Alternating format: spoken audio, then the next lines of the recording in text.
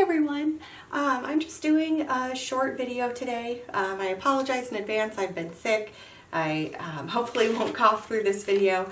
But in one of my previous videos I had mentioned just going over a small journal that I've been making. I have just this lined journal. It's a spiral bound, so it's really convenient to open up the cover and get to each page. And I have been creating just a little recipe book with a lot of the newer style that I've been doing with the acrylic inks and the rubbing alcohol. I've been mixing a lot of my own colors, and to help me keep track of what I've added and proportions that I've added, I've started just writing down specifically what I used. And then I've been taking a little sample of my paper and just putting it in to my book so that I can keep track of different shades that I've been doing.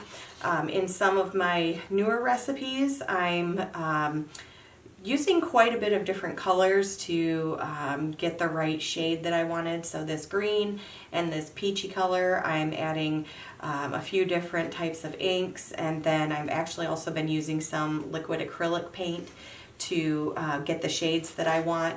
So this is just a really simple and easy way to keep track of what you're doing.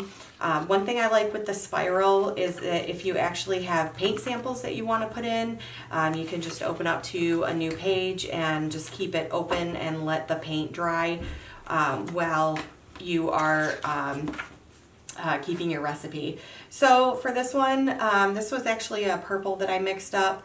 I used titanium white, dioxazine purple, a little bit of carbon black, unbleached titanium, and then I added a little bit of gray. So, you know, quite a few different colors to get this shade of purple. I just like to cut down my little sample so that it'll fit right in my book.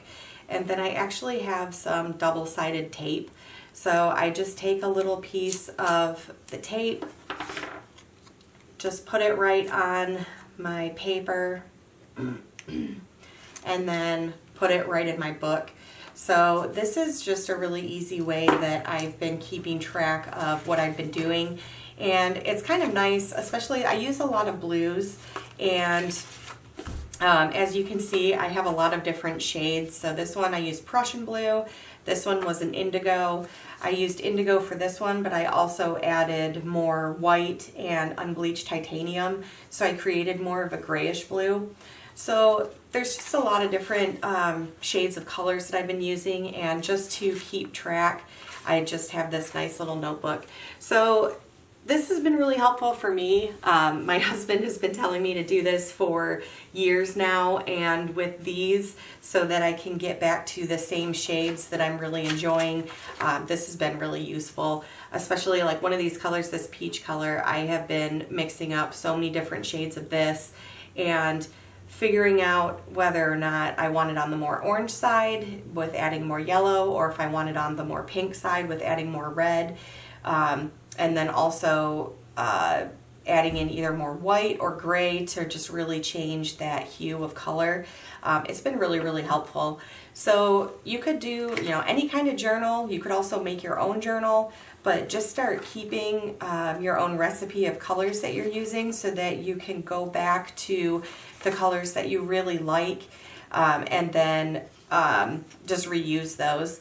You could also use this as a guide. So if you're mixing up a color palette for one painting and you have 4 or 5 different colors, you could put a color sample of each of those down, ratios of your pouring mediums that you used, how much water you used, and what's working for you and what's not. I know some people do this because certain pouring mediums work better for them than others, and they have a very specific ratio of how much pouring medium to paint and water that they use. So just having something like this where you can keep notes, you can keep track of your colors and your recipes.